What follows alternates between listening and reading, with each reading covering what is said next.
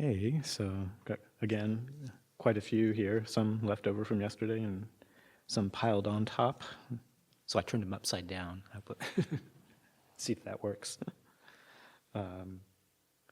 If we don't get through them all, or if I put some aside, don't take it personally. If I put yours aside, I'm just kind of filtering through probably what seems like it might be the most common, or something for that most everybody might gain some benefit from listening to. If it's a very specific or personal or something along those lines, I may set it aside, but doesn't mean it's a bad question.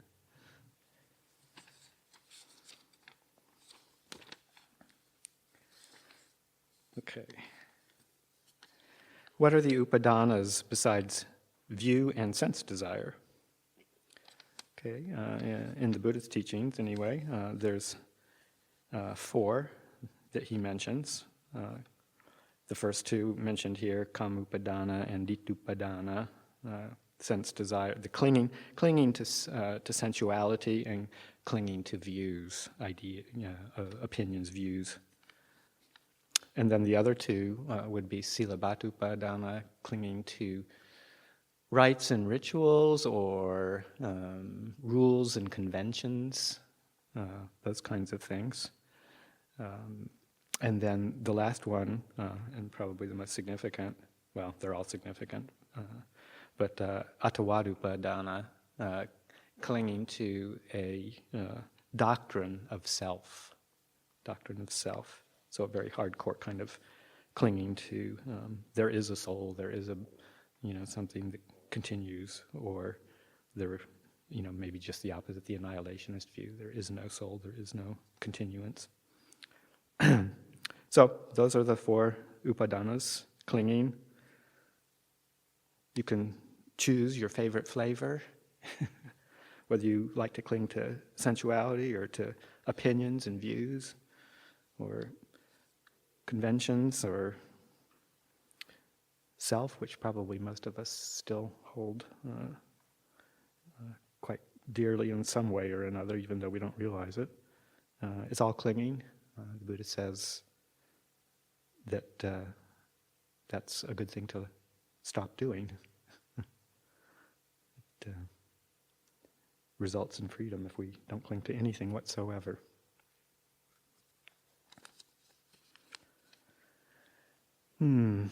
Does it make sense to euthanize old pets who appear to be suffering? It's one of the biggest dilemmas, I think, that many people go through, particularly as they become familiar with the Buddha's teachings on not taking life in any way whatsoever, when at all possible. It's a tough one. I think that however one chooses to respond to that situation, one needs to be clear, and that, in the Buddha's teachings, and it makes sense to me, that inherent in taking life, whatever the motivation is, inherent in taking life, there's going to be some effect in the heart, in the mind, in one way or another. The Buddha distinguishes, particularly around this particular action, and many others too, but clearly in this one, the Buddha differentiates between intention and motivation.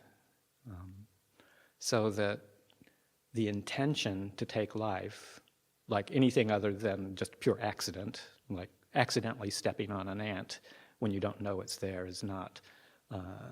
does not have any kind of karmic consequence, because there was no mental volition, no intention to do that. But any kind of action, even if it's kind of confused or clouded or diluted or hazy or whatever, if there is some form of mental intention and conscious awareness that one is taking life, then there will be some mental repercussions. And essentially that's what karma is. It's just inherently impactful to end the life faculty of another being prematurely before it happens in a natural way. Motivation is a different issue. the motivation of compassion is one end, possibly, totally altruistic motivation to relieve suffering. The other end would be, like a completely violent act out of hatred.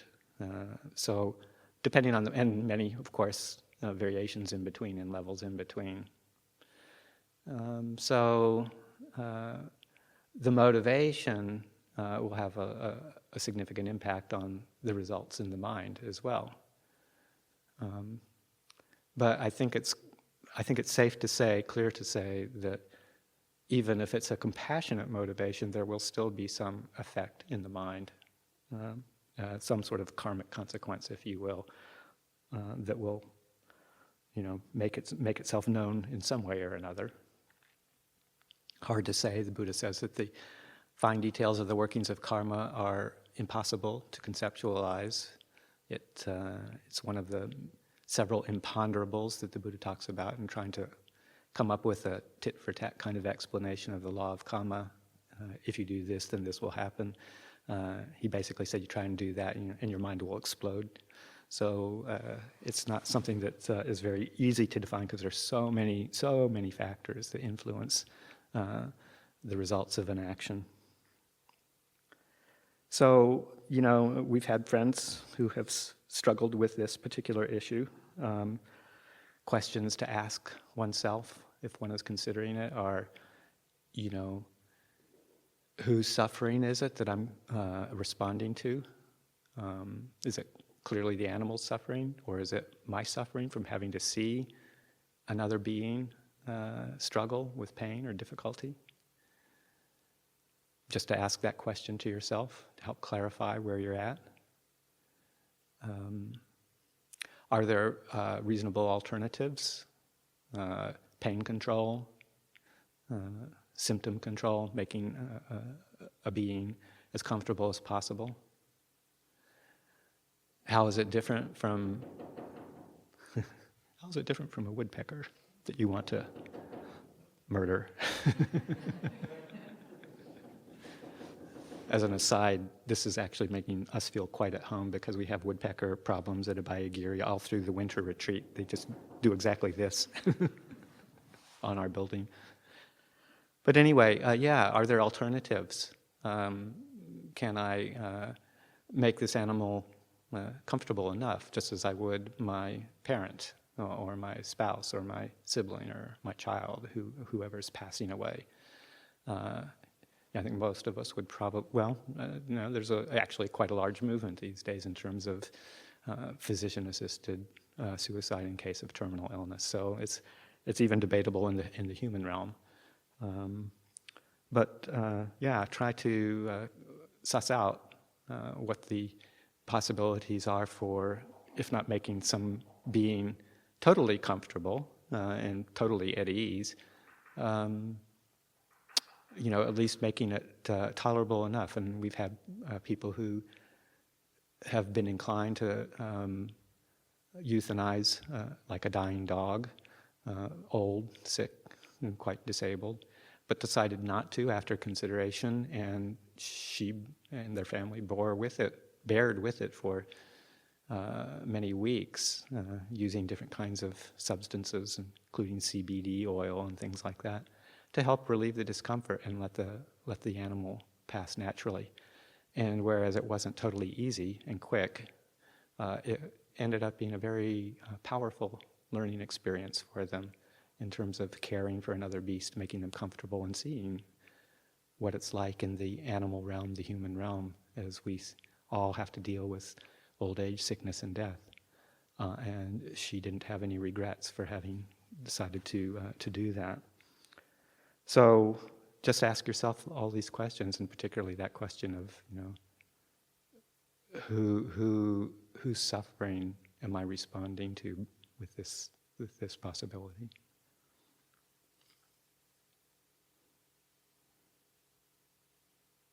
Dear Ajahn, when I was chewing food, I noticed that my hand moved to get the next spoon ready for the next bite before I swallowed the food. I observed more and noticed that it happened around the time the food flavor started disappearing. It looked like the thinking process started without my awareness and executed the action to move my hand. Am I correct that this example of thinking process started by wanting more of the same for food? Yes, wanting. Wanting is the key instigator. Desire, all these underlying tendencies towards desire, wanting, craving, or aversion, wanting to get away from, or confusion, any of these kind of underlying states of mind generally precede the thinking process and the motivation to take action. Particularly the conceptual process, the thinking process is really kind of a top layer kind of activity. We think of it as quite deep thinking, but it's actually generally pretty much controlled. The actual conceptualization or abstraction or words that appear in the mind, what they call the vachi sankara, the speech formation, which is the thinking process. All of that is a end result of one of these underlying desires or aversions, confusions, welling up in the response of some sort of sensory stimulation. So the enjoyment, the pleasure of that first mouthful starts to fade away, and desire says, okay, want more. The fun is fading, give me some more fun. And then the hand moves and goes for the next bite before the food is even swallowed. So it's a good analogy for the way it works in many other circumstances as well.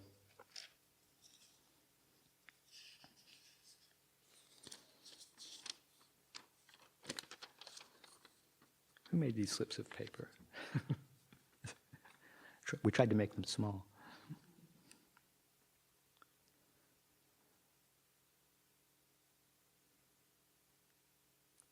Okay, dear Ajahns, my topic is, while sitting, I frequently experience sleepiness, sleep itself, and muffled thoughts, morning, day, and evening, at home or in a group, in the past and now. I am attempting not to see this as a problem, with acceptance, glad to make use of awake time. Yet, I wonder if you could please share some possible underlying causes that I can look for.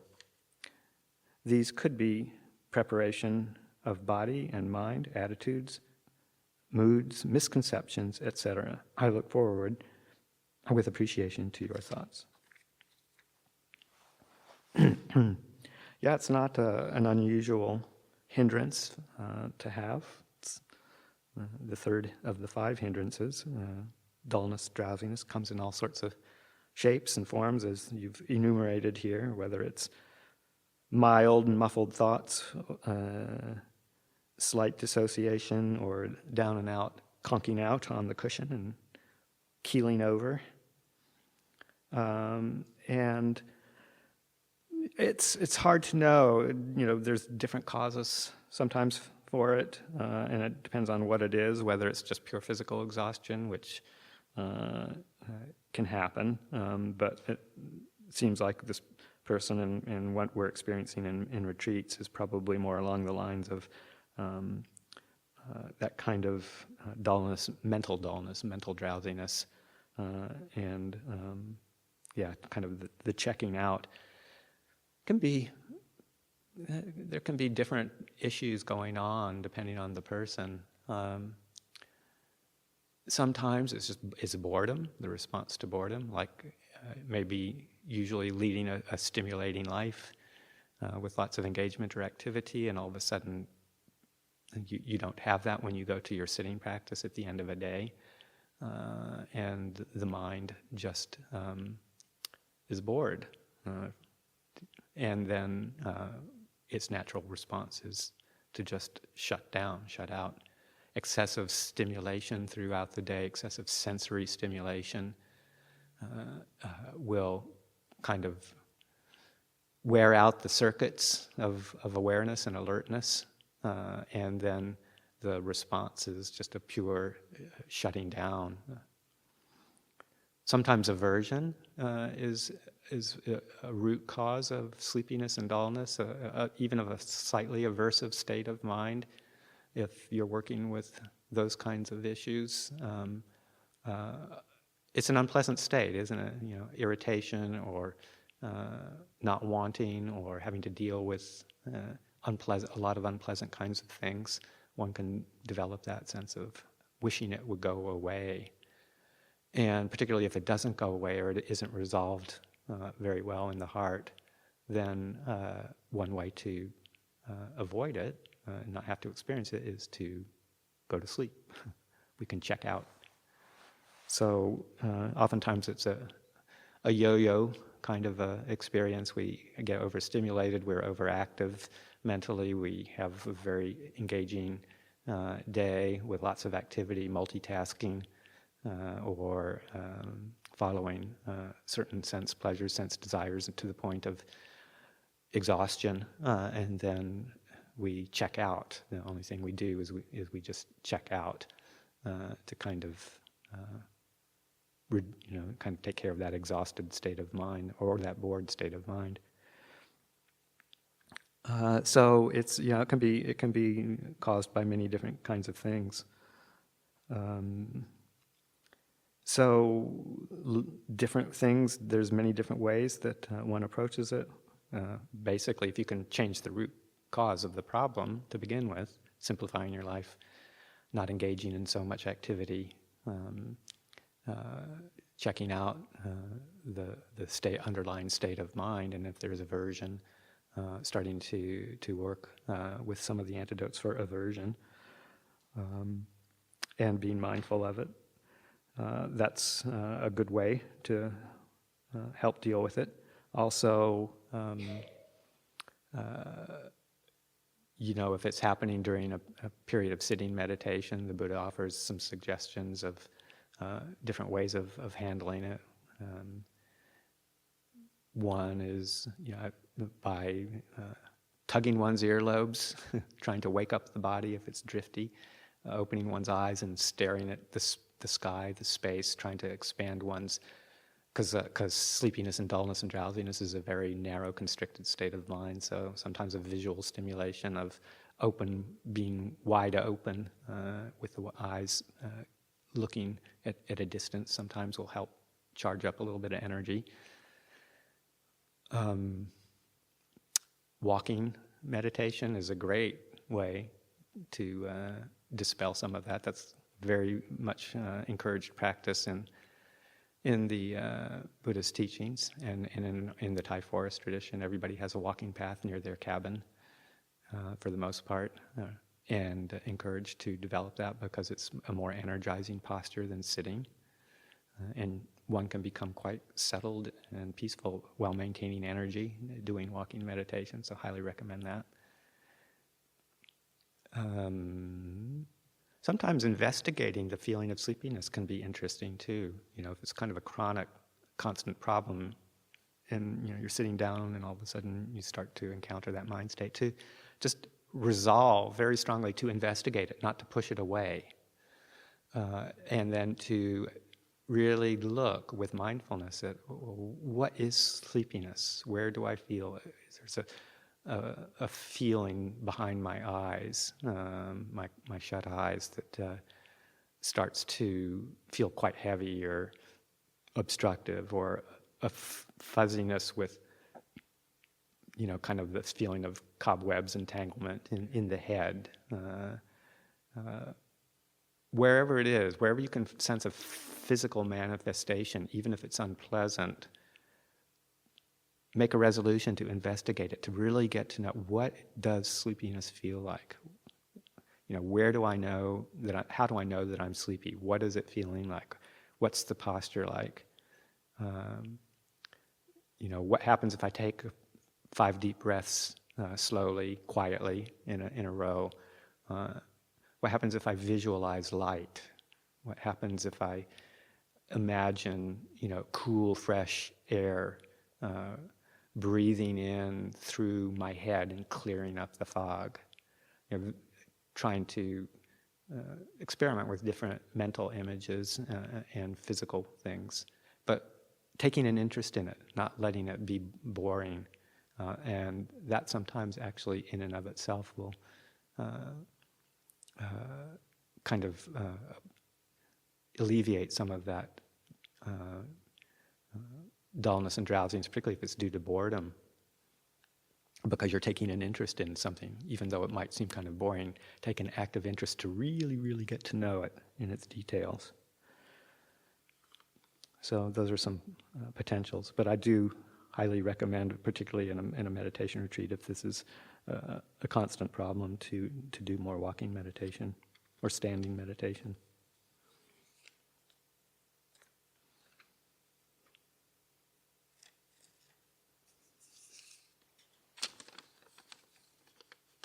Haha, may we stand during meditation periods?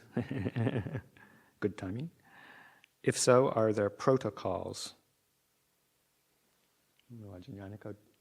People stand here in the hall, or should they stand outside? Well, usually if you stand kind of in the middle, it's a bit strange, so you go to the wall or something. If you're going to stand. Standing is okay in general, but just it's a bit strange if you're like, for people maybe sitting behind you, if you're standing like right in front of them. Right in front of them. So up against the wall if you want to stay in. Yeah, like in a corner or against the wall or near the back or something. Move one of the chairs over if it's empty. Stand at that spot or something. Don't stand too close to a person in case you keel over.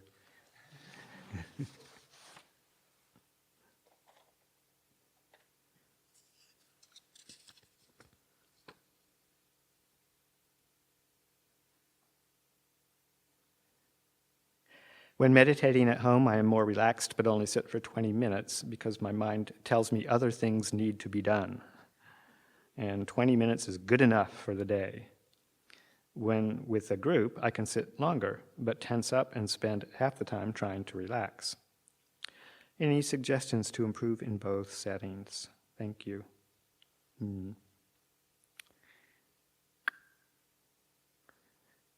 Ajahn Sumedho used to say, just because you think it, you don't have to believe it. Our thoughts will respond to our desires and our underlying kilesa, and generate thoughts that somehow we feel like we need to believe. So, basically just some of it for sitting longer at home. It's that restlessness, that hindrance of restlessness is what starts to take over. And then the words and the justifications, as Ajahn likes to use the word, the internal lawyer starts setting up arguments about why it's good enough and you've got other things to do. And, well, it's not, nothing is good enough until you're completely enlightened. So, one should just really kind of ignore those kinds of thoughts and realize that it's just the internal defilements setting up an argument that you don't need to believe, and respond maybe with some skillful imagery to reduce that restlessness, like using some key words like stillness or other ways to kind of induce a pleasant kind of experience mentally, an image or a memory of something that's quite pleasing and maybe a little bit invigorating when you think about it, uplifting, so that while you're sitting there and meditating, or at least sitting there with your eyes closed, you're gladdening the mind, you're uplifting the mind, because sometimes that restlessness comes through a sense of boredom. So if you can do something other than just watching the breath is wonderful. It's one of the go-to meditations, but it's a subtle object. The in and out breathing is a subtle object, and one needs to be alert and energized and interested to engage with that for any length of time. So a lot of contemplative practice is setting the mind up so that it is okay to sit there and observe the more subtle energies of the body. And sometimes that has to be an act of contemplation, bringing up imagery of a wholesome memory of, say, kindness that someone did for you, some act of kindness that someone provided for you, or some way that somebody was there for you, or some touching moment that opens the heart and induces a sense of loving kindness or caring. So you can use act of your memory to bring up wholesome images of wholesome actions, yourself, other people, how you've kept the precepts, a time when you refrained from speaking harshly when you felt like you wanted to. Anything that will sort of perk some interest and uplift your mind. If it keeps you in the contemplative mode and induces wholesome mind states, or abandons unwholesome mind states, then it's well worth the time, even if you haven't watched your breath for that period of time.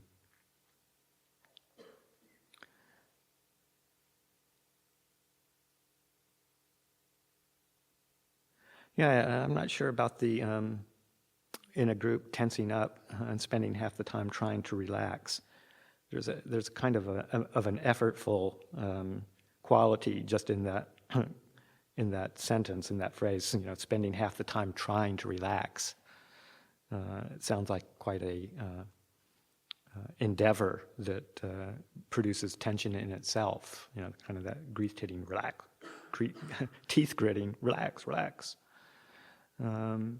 So, it could be that some of that tension is in trying too hard. It's like, I think it was Ajahn maybe mentioned, or somebody mentioned the not too tense, not too tight, not too loose kind of a way of practice.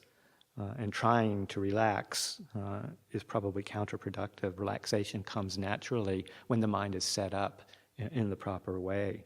So again, that kind of preparing the mind, just in the same way I talked about before, trying to set up the mind with a gladdening image or a settling image. Lots of them that the Buddha talks about, recollecting the Buddha, the Dhamma, the Sangha, qualities of the teachings, the awesomeness of the Buddha's insights and realizations, and how he kept them going as a teaching for many, many years out of compassion. The fact that his dispensation has lasted for this long, the powerfulness of the Dhamma when it seems to help you, the great support that you receive from friends who are on the same path. All of these things that have been brought into the world, one can reflect on to uplift the mind. Recollecting one's own virtue, keeping the precepts, or the generosity of others or yourself. These are all, and remembering virtuous beings and reflecting on their qualities, and just many other kinds of recollections, the manifold recollections that the Buddha said we could actually think about and bring to our awareness while we're just sitting there. So that's meditation too.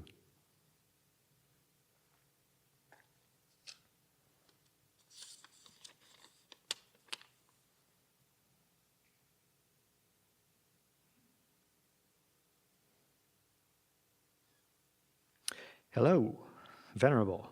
Lately, when my intention is to practice metta, the mind bursts into gratefulness. Sometimes I correct it, in quotes. But I'm wondering if feeling grateful is a type of metta or meditation. Thank you. Yes, it is. It's a great one. You should be grateful that you experience gratitude. And it's all related, these wholesome mind states, whether it's, metta or kindness or compassion or mudita, which is like altruistic joy, upekkha, equanimity. These are all related to each other. They're all expansive, very gladdening mind states. And I think of gratitude being grateful is kind of a variation on the third one, on mudita. We usually think of mudita as kind of the appreciation or the sympathetic joy when someone else is experiencing some sort of good state of being. And I think that gratitude is kind of like altruistic joy or sympathetic joy turned towards oneself, like that sense of appreciation for what one has, or for what one has been given, or for what one has realized or understood. So it's great. Go for it. Enjoy it. Let it settle the mind. Let it make you happy.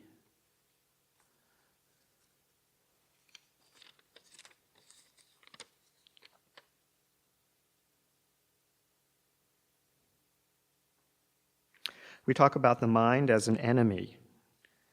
How is that useful and not useful? How is it true or untrue? Yeah, I'm not sure I would refer to the mind as an enemy myself. Certain activities of the mind can be certainly not very useful or not very helpful. The mind, or in this case the mind talking about the thinking component or the intellectual component being the active component, rather than the manas aspect of mind, rather than the citta aspect of mind, which is more receptive and global. So the thinking mind in particular, and the mind that's overwhelmed with greed, hatred, and delusion can certainly spew out a whole lot of things that just make us miserable. And those are the activities of the mind itself that we learn to ameliorate, let go of, abandon, redirect into more useful things, so that the mind can be, the thinking mind, the intellect can be incredibly useful if we let wholesome tendencies take charge. Things like mindfulness and clear awareness, and altruistic intentions like kindness, loving kindness, and compassion. If we let those direct the thinking mind or the intellect, then it can be an extremely useful tool. This ability to categorize and store information and retrieve it when we need to is probably one of the best activities of the mind. So we use it skillfully. We let the skillful conditions, wisdom, be in charge rather than greed or hatred be in charge. And then it can be an incredibly useful tool. So we learn teachings, or we have insights, and we might use the conceptual process to tag it, to give it some sort of handle or name that we can then store in our memory, and then pull it out when we need to. As long as we use it as a tool to gladden and liberate the citta, that part of the mind, then we use it for good function. But it's when when we lose control over, when the defilements take charge and wisdom takes a back seat, that's when it becomes a problem.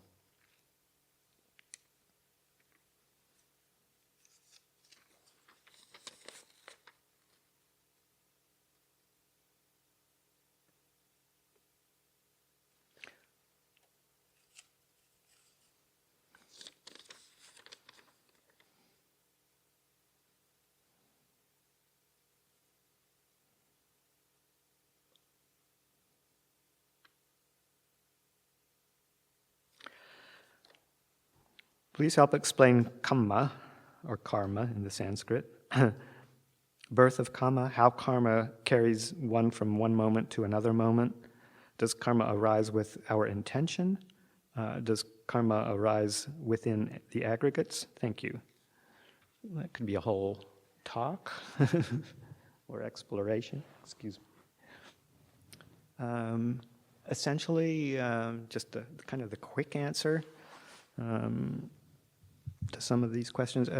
Karma literally means action. So the result of karma is a different word we call vipaka. So we have kamma and vipaka, which is action and result. The law of karma is one of the natural laws of existence. There are other laws that help inform our experience. Natural laws like genetics and biology, and natural occurrences like the weather and things like that. There's mental activities, mental laws of how the mind, psychology works in the Buddhist psychology. There's the law of Dhamma in different ways, but karma is one that refers to the way our experience works when there is an intentional component to our actions. So with body, speech, or mind, if there's any intention behind what we say, what we do, how we think even, if there's some sort of volitional component to it, intentional component to it, then that kind of starts the law of karma into being, and it will have results of some sort, somewhere, sometime along the way, depending on the quality of the action and the intention behind it. A lot of our experience in the present moment arises from intentional activities of some sort or another in the past, manifesting immediately, manifesting over time, coming from earlier in this lifetime or from past lives, intentional activity that hasn't manifested from activities in the past will possibly manifest in the present or sometime in the future. We don't really know the results of karma. As I was saying before, it's hard to know exactly when we will experience the results or how we will experience the results of any past action, intention.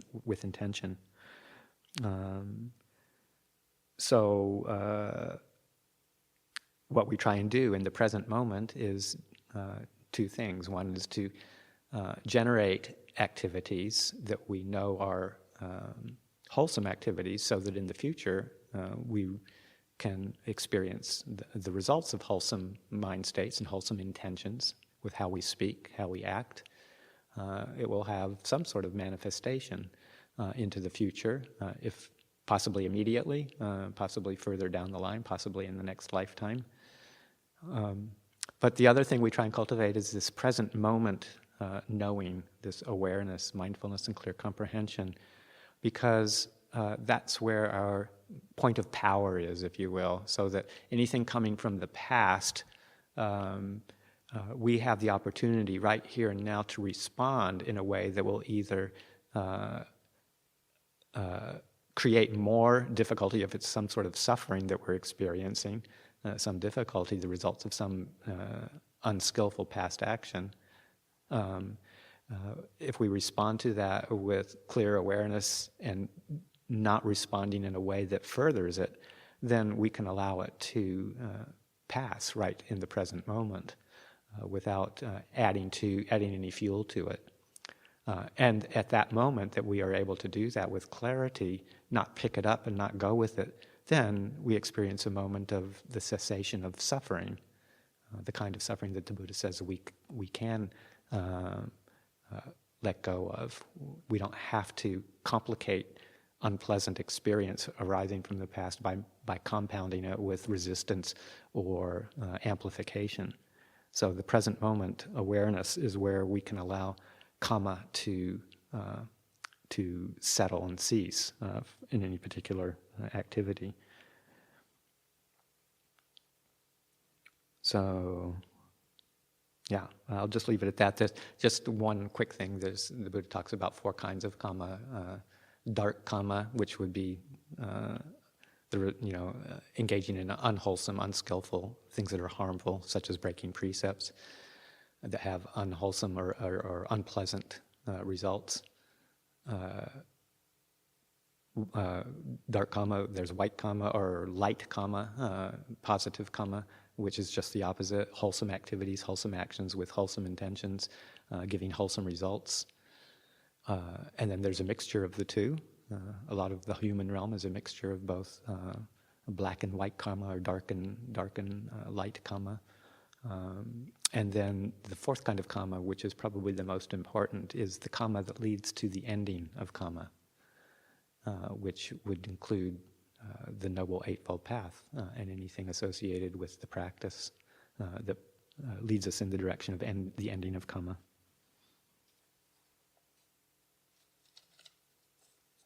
So we've got 4 minutes left and probably about 10 questions. It leaves about 20 seconds per question. I don't think we're going to get through them.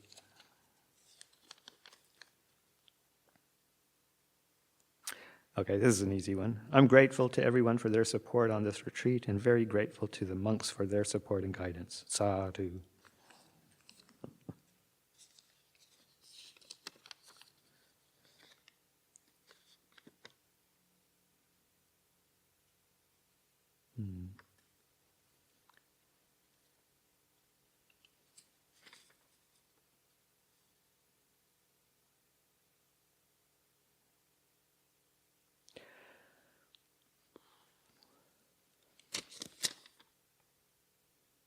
Oh boy. I don't think I could do dependent origination in 3 minutes.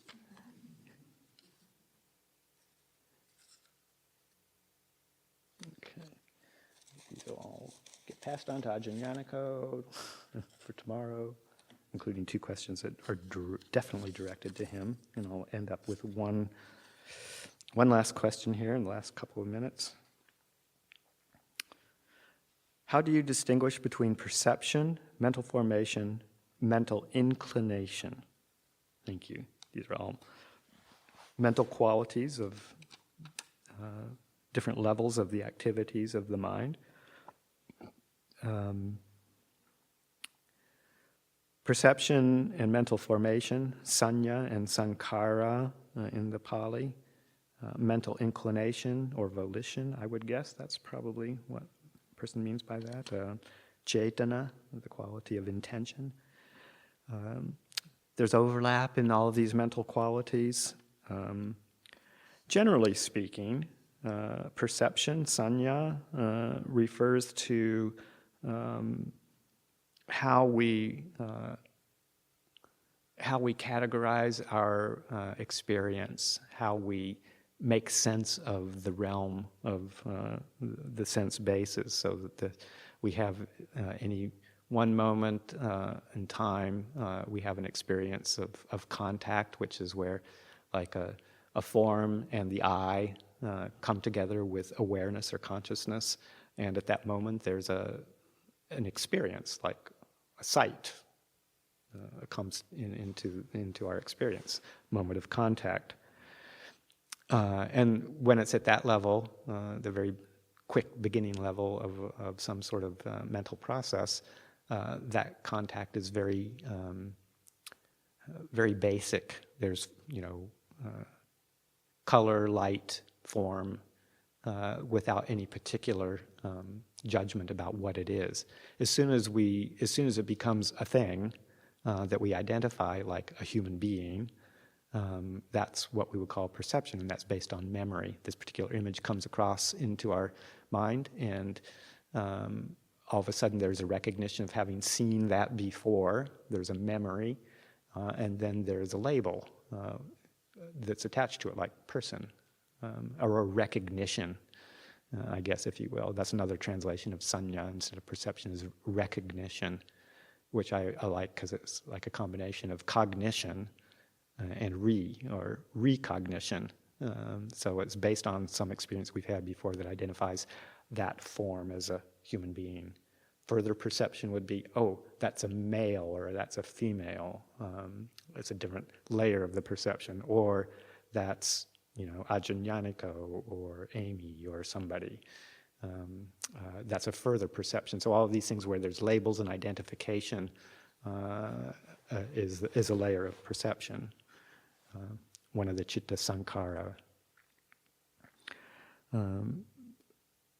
Usually, in its usual term, mental formation would refer more to the sankhara. And if you're looking at a moment of experience and response, that's the volitional. There's usually an intention in some sort of rising up in a mental formation, sankhara, that is in response to a perception and feeling. Perception and feeling go together. And the mental formation is more of a generated program of response to the pattern of perception. So that, I was using that term before, patterns and perceptions. Patterns as Ajahn Suchito's way of referring to sanya or perception. And then programs, how we habitually deal with it through our response in body, speech, or mind as a sankhara mental formation. Thoughts, emotions, these complicated constructions, compounded constructions for sankhara, mental formations. Mental inclination, we talked about kind of already, cetana, the quality of intention or volition. So that rising up in response to a situation, that rising up of the intention to take some sort of action, even if it's just a thought. That's kind of a quick delineation of these three particular mental activities. Okay, so we kind of motored through quite a few of those. Still quite a few left to take into the next day.